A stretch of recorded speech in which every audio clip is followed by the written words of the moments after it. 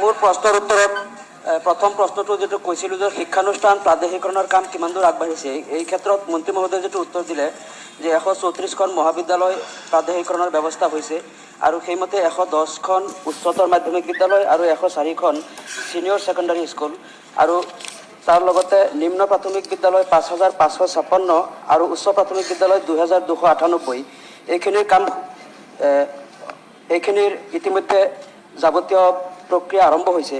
কিন্তু এই কথাটো 2017 চনত বিলখন পাছ হোৱাৰ পিছৰ পৰাই আচলতে এতিয়ালৈকে স্ক্ৰুটিনি আৰু পৰ্যায় চলি আছে আৰু প্ৰত্যেকবাৰ সদনত যেতিয়া প্ৰশ্নটো উত্থাপন হয় এই প্ৰক্ৰিয়াটো ইমান দূৰ আগবাঢ়িছে, অতি সোনকালে হৈ যাব এনেধৰণৰ উত্তৰবিলাক পাই থাকোঁ। কিন্তু এতিয়ালৈকে এটা টাইম বাউণ্ড আমি এটা বিচাৰিছিলোঁ যে আচলতে কিমান দিনৰ ভিতৰত প্ৰাদেশিকৰণখিনি হ'ব।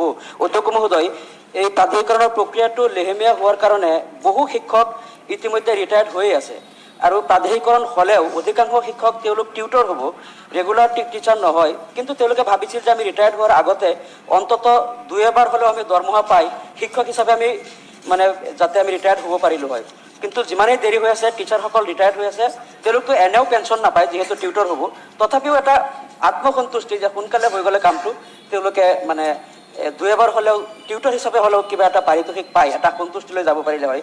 গতিকে মই মন্ত্ৰী মহোদয়ক এটা অনুৰোধ জনাইছোঁ যাতে অতি সোনকালে এই চলিত বিত্তীয় বছৰতেই প্ৰাদেশিকৰণখিনি কৰিব পৰা যাব নেকি, বা শিক্ষকসকলে যিটো হতাশাত ভুগিছে হতাশাৰ পৰা মুক্তি দিব পৰা কিবা কৰিব পৰা যাব নেকি, এই বিষয়ে এটা যাতে স্পষ্টীকৰণ। মাননীয় অধ্যক্ষে উল্লেখ কৰাৰ দৰে এই প্ৰাদেশিকৰণৰ প্ৰক্ৰিয়াটো আৰু কিমান ক্ষীপ্ৰ কৰিব পৰা যায় তাৰ বাবে আমি পদক্ষেপ হাতত লৈছোঁ আৰু আশা কৰিছোঁ যে এই বিত্তীয় বৰ্ষৰ ভিতৰতে আমি এই গোটেই প্ৰক্ৰিয়াটো সম্পূৰ্ণ কৰিব পাৰিম।